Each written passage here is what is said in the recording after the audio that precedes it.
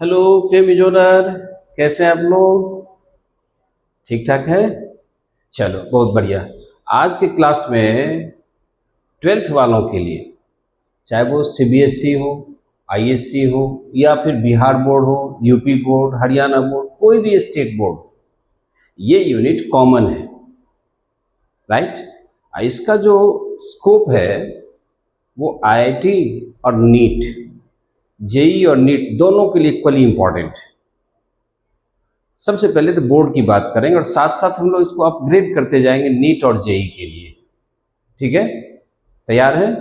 तो वो यूनिट है केमिकल काइनेटिक्स। फिजिकल केमिस्ट्री का ये आखिरी यूनिट है, केमिकल काइनेटिक्स, जो इक्वली इंपॉर्टेंट है CBSE, ISC, all state board plus NEET and JEE. इसलिए फिजिकल केमिस्ट्री का आज बहुत आसान है, न्यूमेरिकली है, थोड़ा इसका अप्रोच न्यूमेरिकल होगा और सिंपल है, कोई डिफिकल्ट है नहीं। आप हर बात, जितनी बात बताता हूँ उसको उसी सीक्वेंस में सीखते जाए तो आपके फाउंडेशन काफ़ी स्ट्रांग हो जाएगा और केमिकल काइनेटिक्स के न्यूमेरिकल करने में या कोई भी एमसीक्यू करने में या बोर्ड के पेपर को सॉल्व करने में बड़ी आनंद आएगा। ज़रूरत है समझने की। तो शुरू करें। 11th वाले हमने बार बार, ये जो 12th बोर्ड में हो वो बच्चे तो बिल्कुल आप उसको कंप्लीट नोट बनाते जाएं, ठीक है। और नीट जेई वाले बच्चे जो मेन पॉइंट्स जहाँ मैं टिक मार्क लगाऊं उसको जरूर नोट कर लेंगे फॉर एवर, ठीक है। स्टार्ट करते केमिकल काइनेटिक्स। तो सबसे पहले ये जानेंगे हम लोग कि केमिकल काइनेटिक्स में पढ़ते क्या भाई। तो ये फिजिकल केमिस्ट्री के एक ऐसा यूनिट है जिसमें आप किसी भी रिएक्शन के रेट के बारे में पढ़ेंगे, मतलब उसकी स्पीड के बारे में। वो रिएक्शन स्लो है कि फास्ट है कि इंटरमीडिएट है, नाइदर फास्ट नॉर स्लो, है ना। तो उसका रेट पढ़ोगे, उस रेट को अफेक्ट करने वाले फैक्टर्स पढ़ेंगे और जो रिएक्शन प्रोसीड करता है उसकी मैकेनिज्म क्या होती है, mechanism, how does the reaction proceed to give the product. Okay, तो इस रिएक्शन में, इस यूनिट में मेनली यही पढ़ना, लेकिन इसी को एलेबोरेट करते जाएंगे। पहले रेट ऑफ रिएक्शन ठीक से पढ़ेंगे, पहले एवरेज रेट क्या होता है, इंस्टेंटेनियस रेट क्या होता है, इक्वलाइज रेट ऑफ रिएक्शन क्या होता है ना। उसके बाद पढ़ लेंगे रेट लॉ, और रेट लॉ ही बेसिस होगा किसका, ऑर्डर का। रिएक्शन का जो ऑर्डर निकालोगे रेट लॉ के बेसिस पर, मतलब रेट इक्वेशन के बेसिस पर। तो स्टार्ट करता हूँ वन बाय वन सारे टॉपिक्स हम लोग देखते जाएंगे। Ready, let us start. कि chemical kinetics, chemical kinetics deals with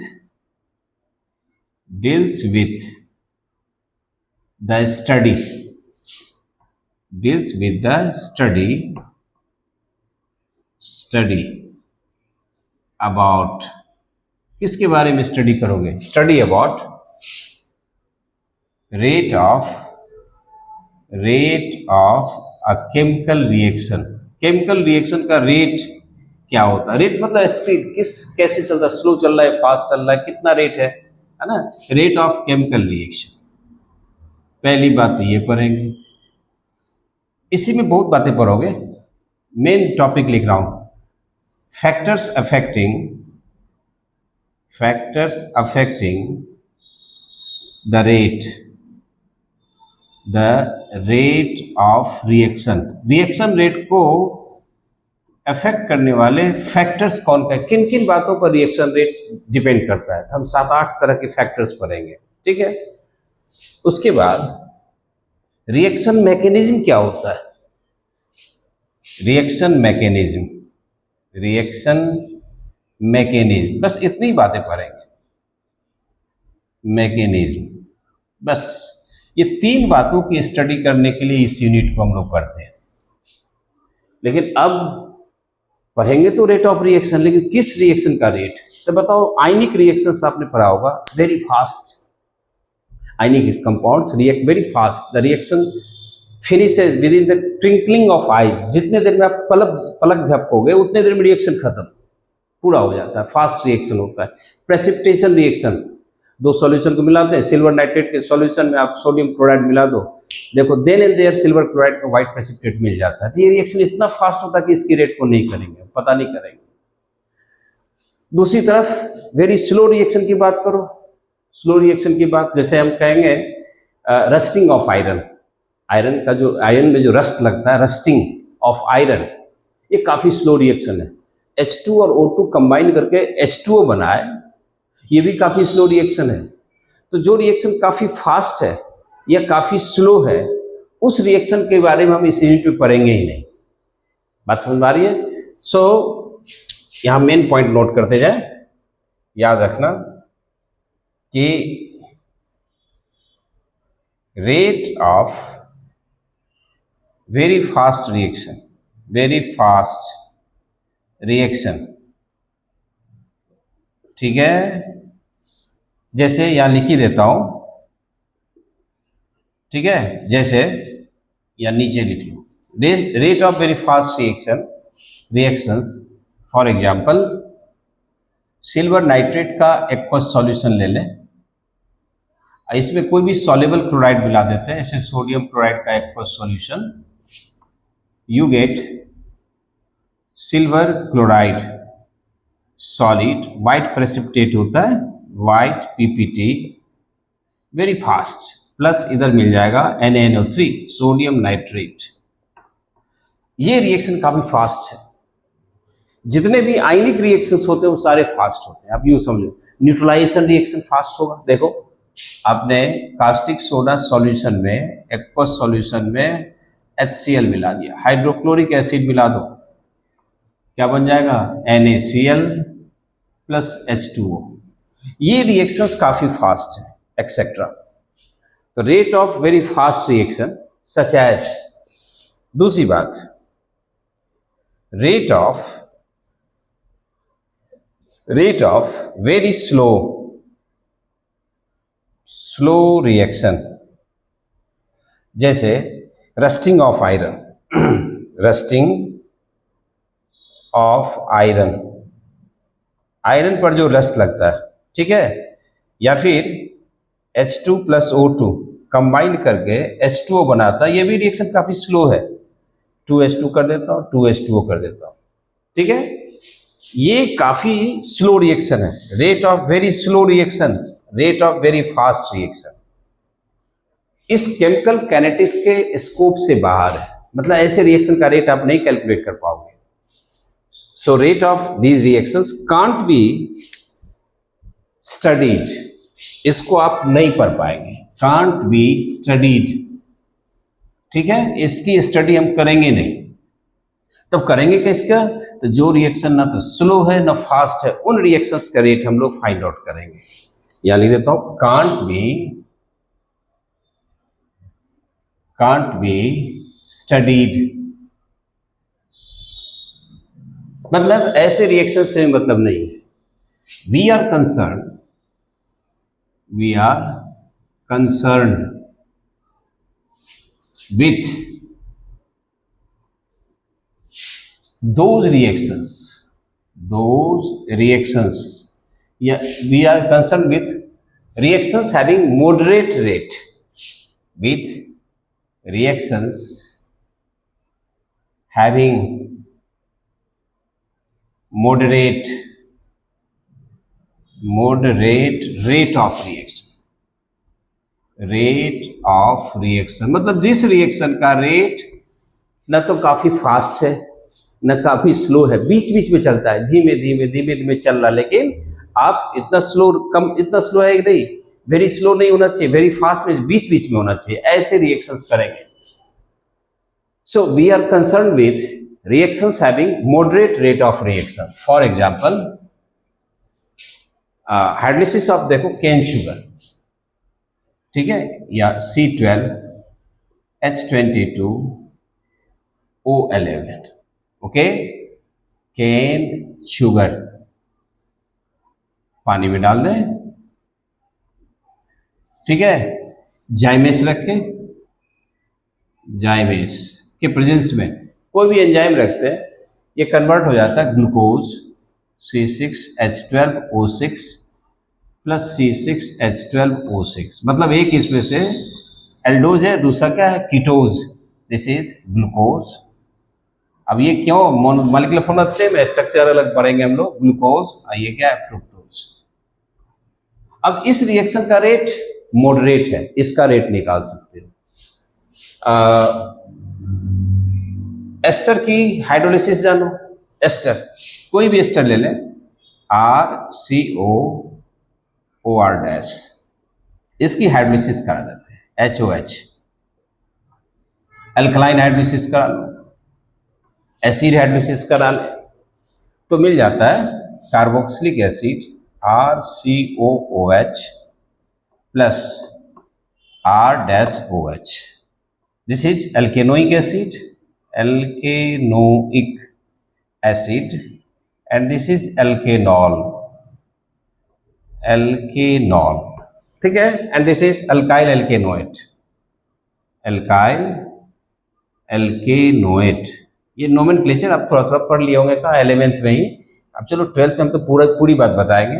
alkanoate, अभी फिजिकल के बाद ऑर्गेनिक स्टार्ट हो जाएगा, एल्काइल एल्केनोएट, ठीक है। तो ये एक्सेट्रा कर देता हूं। ये रिएक्शंस क्या है, मॉडरेट रिएक्शन कहलाते हैं, नाइदर फास्ट नॉर स्लो। तो इस पूरे केमिकल काइनेटिक्स में हम लोग ऐसे ही रिएक्शंस के रेट के बारे में पढ़ेंगे, उसके मैकेनिज्म के बारे में पढ़ेंगे, उसके रेट को अफेक्ट करने वाले फैक्टर्स के बारे में पढ़ेंगे। आई थिंक सबको समझ में आ गया होगा, yes no, okay, very good. अब सबसे पहले सवाल आता है कि आखिर स्पीड ऑफ रिएक्शन क्या है, रेट ऑफ रिएक्शन होता क्या है, ठीक है। तो इसकी बात हो सकता है आपने 11th में जब इक्विलिब्रियम पढ़े होंगे, केमिकल इक्विलिब्रियम, तो वहां आपने पढ़ा होगा क्या, the rate of disappearance of reactant और the rate of appearance of product. मतलब जिस रफ्तार से रिएक्टेंट कंज्यूम होता है, खर्च होता है, डिसअपियर होता है, या फिर जिस रफ्तार से, जिस रेट से प्रोडक्ट का फॉर्मेशन होता है, मतलब प्रोडक्ट अपीयर होता है, उसी को हम लोग क्या कहते हैं, रेट ऑफ रिएक्शन। होता यूं है कि जब भी कोई केमिकल रिएक्शन आप स्टार्ट करते हो, शुरू करते हो, लेबोरेटरी में कोई एक्सपेरिमेंट करो, कोई रिएक्शन कराओ, तो initially the concentration of reactants are very high, बहुत ज्यादा रहता है, so the rate of reaction is fast, okay. But with the progress of time, means as time passes, the concentration of reactant decreases, और concentration decrease होगा तो rate भी क्या होगा, डिक्रीज होने लगेगा, ठीक है। यानी कि जिस रफ्तार से रिएक्टेंट की कंसंट्रेशन डिक्रीज होती है, या फिर जिस रफ्तार से प्रोडक्ट की कंसंट्रेशन इंक्रीज होती है, उसी को हम लोग क्या कहते हैं, रेट ऑफ रिएक्शन। बात समझ में आ रही है। तो हम आज अभी डिस्कस करेंगे रेट ऑफ रिएक्शन क्या होता है। पहला टॉपिक यही चलेगा, rate of reaction. Rate of reaction ये क्या होता है। तो मान के चले, जैसे मान लो कोई रिएक्टेंट है ये, और ये रिएक्शन के बाद product, P for product, R for reactant मान लिया। इनिशियली बताओ, शुरुआत में इसकी जो कंसंट्रेशन होगी, रिएक्टेंट की कंसंट्रेशन मैक्सिमम होगी। ये क्या होगा, मैक्सिमम। जितना आप लेके चलोगे उसी को मैक्सिमम कहेंगे। आप 2 मोल पर लीटर लेके चलो तो वही मैक्सिमम है। और इसकी जो कंसंट्रेशन होगी, प्रोडक्ट की कंसंट्रेशन, वो क्या होगी, नील, जीरो। अरे रिएक्टेंट, जब रिएक्टेंट खर्च होगा तभी प्रोडक्ट बनेगा, तो प्रोडक्ट पहले क्या होता, zero. But as time passes, अब आफ्टर टाइम टी टाइम के बाद हम देखेंगे कि इस रिएक्टेंट की कंसंट्रेशन जो भी लिया था आपने, R0 था, इसकी कंसंट्रेशन इनिशियल क्या था, R0, ओके। अब R0 माइनस क्या लिख देते हैं, X, तो इसकी कंसंट्रेशन कितनी होगी, X। जितना ये, चूंकि यहाँ स्टोइकोमेट्रिक ऑप्शन 1 है, यहाँ भी कितना 1, तो जितना कंज्यूम होगा उतना ही क्या होगा, बनेगा। मतलब products appear due to consumption of reactant, मतलब due to disappearance of reactant product appears. किसी भी भाषा में समझो, बात समझनी है आपको, कि जिस रफ्तार से, अब अपनी भाषा में समझो, यूपी बिहार वाले भाषा में, कि जिस रफ्तार से, जिस रेट से रिएक्टेंट की कंसंट्रेशन डिक्रीज होती है, या जिस रेट से, जिस स्पीड से प्रोडक्ट की कंसंट्रेशन इंक्रीज होती है, उसी को हम लोग क्या कहते हैं, रेट ऑफ रिएक्शन। अब ये बात अलग है कि हम अभी अब आगे चल के बताएंगे कि एवरेज रेट क्या होता है, इंस्टेंटेनियस रेट क्या होता है, और इक्वलाइज रेट क्या होता है। तीनों बात बताएंगे आज के क्लास में, यही सब डिस्कस होगा, ठीक है। तो इनिशियली यहाँ लिख दूं इस बात को, initially concentration of reactant is maximum and concentration of product equal to 0, but with the progress of time, with the progress of time के साथ साथ concentration of reactant decreases, ये घटने लगता है, एंड कंसंट्रेशन ऑफ प्रोडक्ट, देखो ये square bracket के अंदर लिखता हूँ, इसका मतलब कंसंट्रेशन, यहां लिख देता हूँ, पूरी यूनिट में बात करूंगा, ये जो सिंबल लिखते हैं दैट डिनोट्स कंसंट्रेशन, इसका मतलब कंसंट्रेशन, ठीक है, सिंबल में लिखते जाइए, concentration of product increases, okay. इसलिए रेट ऑफ रिएक्शन को डिफाइन करने की बारी जब आएगी तो आप करेंगे कि the rate of disappearance of reactant or the rate of appearance of product is called rate of reaction, ठीक है। अभी एग्जांपल देके बताऊंगा, पहले डेफिनेशन समझ लेते हैं फिर एग्जांपल देके, कि that is the rate of disappearance गायब होता है, disappearance of reactant or rate of appearance is called rate of reaction, इसी को हम लोग rate of reaction कहते हैं, rate of reaction, that is to say rate of reaction mathematically लिख लेते हैं, equal to rate of disappearance, गायब होगा, कंज्यूम होगा, disappearance of reactant equal to rate of appearance of product, appearance of product के appear होने का rate या रिएक्टेंट के गायब होने का रेट क्या कहलाता है, रेट ऑफ रिएक्शन। समझ में आ गया होगा, ओके। अब हम बात करें, इसी बात को और कह सकते हैं, the rate with which concentration of reactant decreases और the rate with which concentration of product increases. कई लैंग्वेज लिखता हूं, आपका काम है समझना।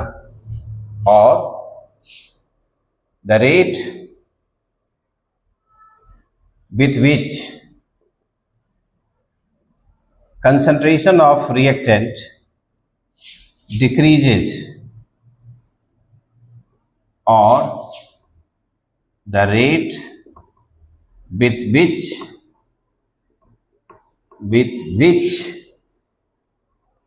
concentration of product increases is called rate of reaction, is called rate of reaction, okay. जैसे हम लिखेंगे rate of reaction equal to, कहते हैं change in concentration with change in time. बात समझ में आ रही है? तो हम लिखेंगे equal to delta R concentration upon delta T time change, okay. अब चूंकि ये रिएक्टेंट का है तो रिएक्टेंट की कंसंट्रेशन क्या होगा, घटेगी, डिक्रीज होगी, इसलिए आप माइनस साइन लगा देंगे। या फिर change in concentration of product upon change in time, time में चेंज, डेल्टा से बता रहा हूं, मैं तो एवरेज रेट लिख रहा हूं अभी, ठीक है। याद रखना, हमने नेगेटिव साइन तो लगाया, लेकिन रिएक्शन रेट हमेशा क्या होता है, पॉजिटिव। कैसे पता है? कई बच्चा को समझने में दिक्कत होती है, कैसे आप समझोगे? अब रिएक्टेंट की कंसंट्रेशन डिक्रीज होगी, डेल्टा आर की वैल्यू क्या होगी, नेगेटिव। नेगेटिव नेगेटिव को मल्टीप्लाई करो तो क्या होता है, पॉजिटिव। तो याद रखना, फॉर्मूला में यहाँ हम लिखते हैं रिएक्टेंट के टर्म में क्या लिखते हैं, माइनस, लेकिन ये खुद वैल्यू क्या है, नेगेटिव है। नेगेटिव में नेगेटिव से मल्टीप्लाई करो तो क्या होता है, पॉजिटिव। या यूं कहो माइनस साइन बताता है डिक्रीज को, अब प्लस साइन क्या बताता है, इंक्रीज को। सबसे बेहतर तरीका है। माइनस साइन क्या बता रहा है, decrease in concentration of reactant. अब पॉजिटिव साइन क्या बता रहा है, increase in concentration of product. Okay, note कर ले कि rate of reaction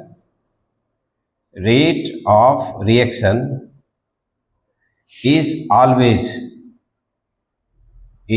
always positive. ये हमेशा पॉजिटिव होता है, irrespective of in terms of reactant or in terms of product, irrespective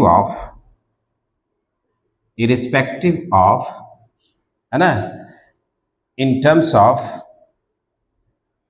reactant or in terms of product। जब किसी के टर्म में बात करो, in terms of product। समझ में आई बात?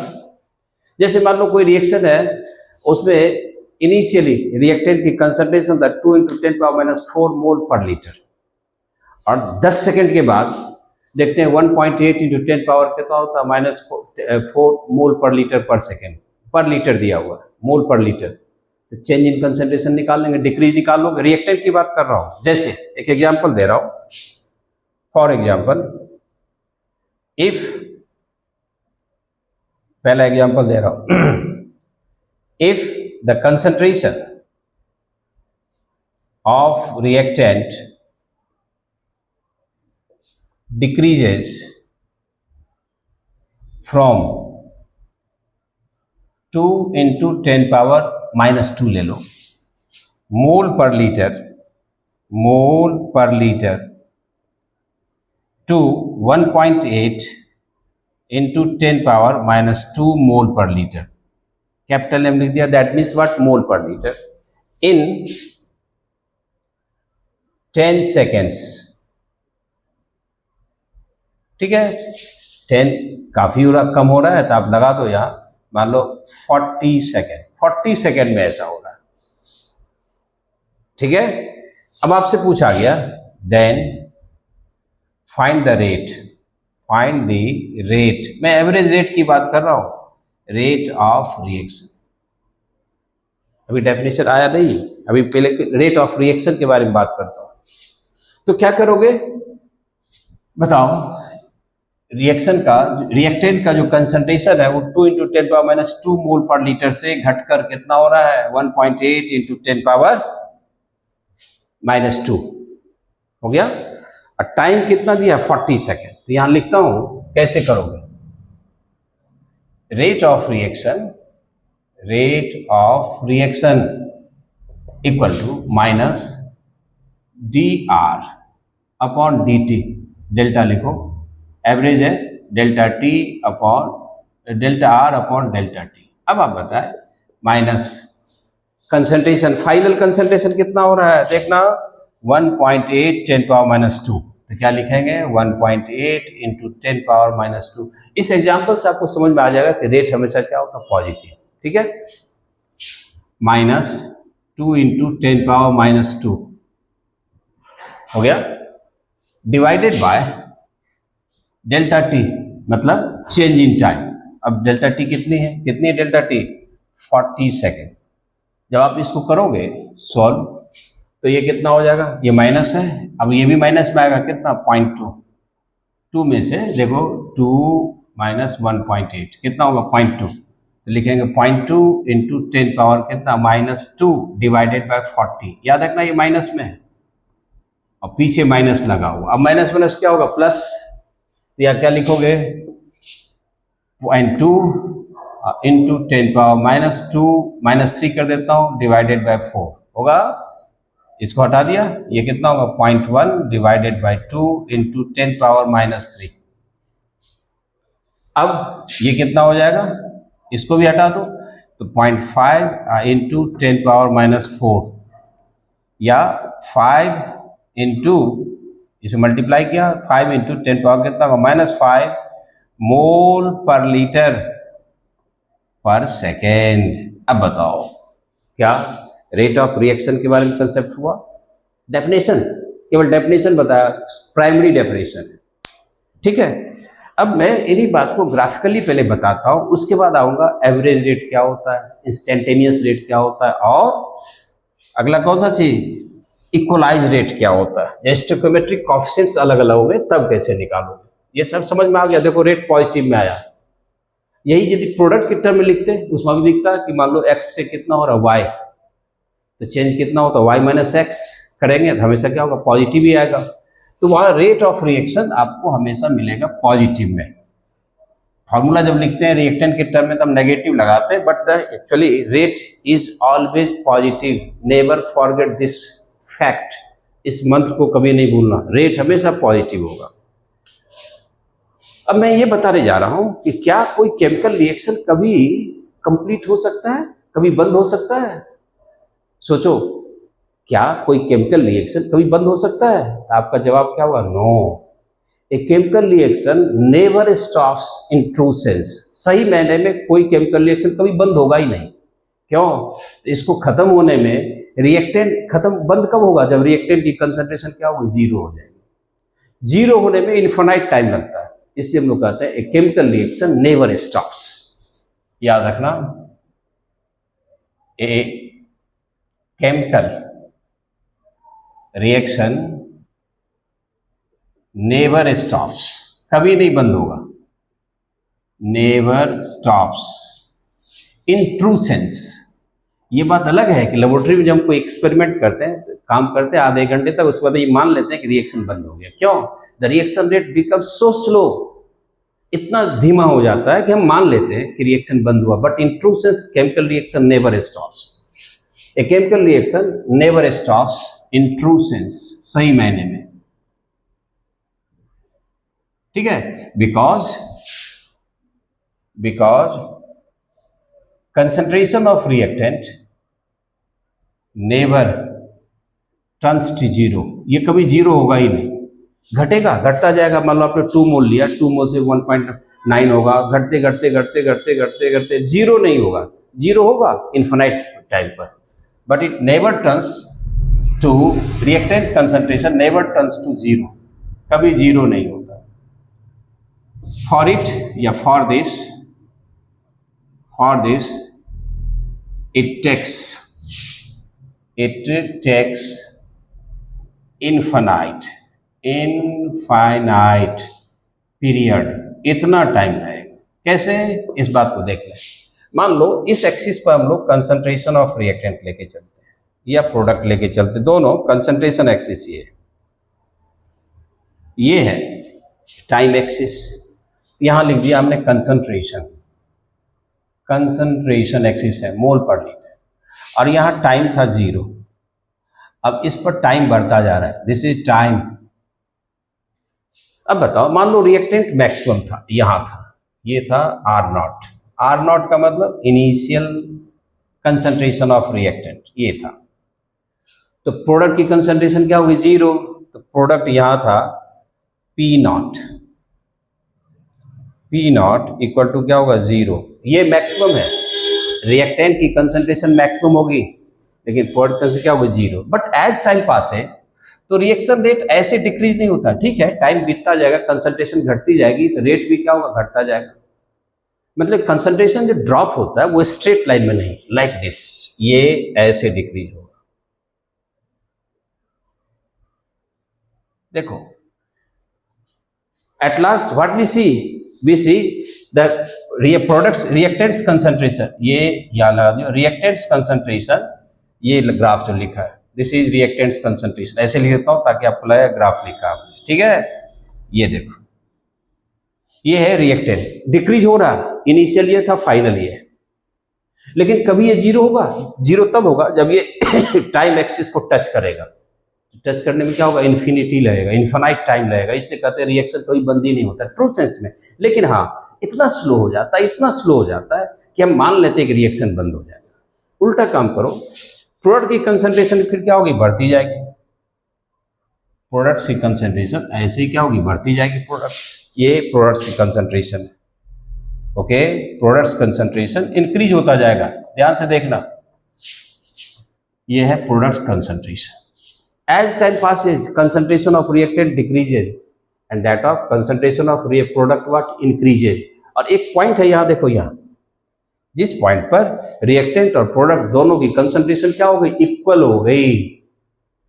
आपने कभी पढ़ा था इक्विलिब्रियम की बात, है ना, जिस मोमेंट में फॉरवर्ड रिएक्शन, यदि रिएक्शन उलट जाए, रिवर्स हो जाए, तो तब इसको हम क्या कहेंगे, इक्विलिब्रियम पॉइंट कर सकते हैं, इक्विलिब्रियम स्टेट आ जाएगा। लेकिन अभी हमने इरिवर्सिबल रिएक्शन माना है, इसलिए कंफ्यूज नहीं होना। तो इस पॉइंट पर दोनों का कंसंट्रेशन इक्वल होगा। इस पॉइंट पर रिएक्टेंट्स की कंसंट्रेशन और प्रोडक्ट की कंसंट्रेशन इक्वल है। लेकिन आप देख रहे हो कि रिएक्टेंट की कंसंट्रेशन कभी जीरो नहीं होगा। जब रिएक्टेंट रहेगा ही तो रिएक्शन चलता रहेगा, कभी बंद नहीं होगा। आई थिंक सबको समझ में आ गया होगा, यस नो। अब आप बताओ रिएक्शन रेट की यूनिट क्या होगी, यही लिख देता हूं, unit of for the rate of reaction. तो यहां लिखता हूं unit for the rate of reaction. क्या लिखेंगे आप, change in concentration with respect to change in time. तो क्या लिखोगे, मोल पर लीटर पर टाइम, लिख देता हूं पर टाइम, क्योंकि टाइम मिनट में भी ले सकते हैं, आवर में ले सकते हो, सेकंड में भी ले सकते हो, पर टाइम, ठीक है। या फिर मोल पर डेसीमीटर क्यूब, है ना, पर टाइम, जैसे लिखो आप दोनों। ये यूनिट क्यों, तभी पढ़ा था कंसंट्रेशन में चेंज, कंसंट्रेशन यूनिट क्या होती है, मोल पर litre, divided by time, second या मिनट या आवर होगा। तो आज की क्लास में इतना ही रखता हूँ। अभी एक लेक्चर और इससे भी ज़्यादा इंपॉर्टेंट होगा, क्या, तो एवरेज रेट क्या होता है, इंस्टेंटेनियस रेट क्या होता है, ये मैं अगले लेक्चर में बताऊंगा। फिलहाल अपने दोस्तों के साथ शेयर करो और कह देना कि सबसे इंपॉर्टेंट है। बात समझ आ रही है, जितने फिजिकल इजी है, आपने इलेक्ट्रोकेमिस्ट्री पढ़ा, सॉल्यूशन भी पढ़ लिया, उसकी स्कोप काफ़ी लंबा था, इसमें काफ़ी लिमिटेड है। आपने यदि पढ़ लिया तो कभी भूलोगे नहीं, और जो बोर्ड में अच्छा कर लेता है वही बच्चे फिर नीट में भी अच्छा करेगा। क्यों, तो कंसेप्चुअल प्रॉब्लम आता है, केवल एनसीईआरटी बेस्ड आता है, हमारा फोकस रहेगा एनसीईआरटी पर, ठीक है। तो आप सब्सक्राइब करें, लाइक करें, शेयर करें अपने दोस्तों के साथ, ताकि उसको भी कुछ फायदा हो जाए, ठीक है। ज़्यादा से ज़्यादा बच्चों तक हमारी बात पहुँचे, यूपी से लेके बिहार, एमपी, खास करके जितने हिंदी भाषाई क्षेत्र है, अपना स्टेट्स है, वहाँ तक हमारी बात पहुँचे, हमारी इच्छा यही है। राधे राधे।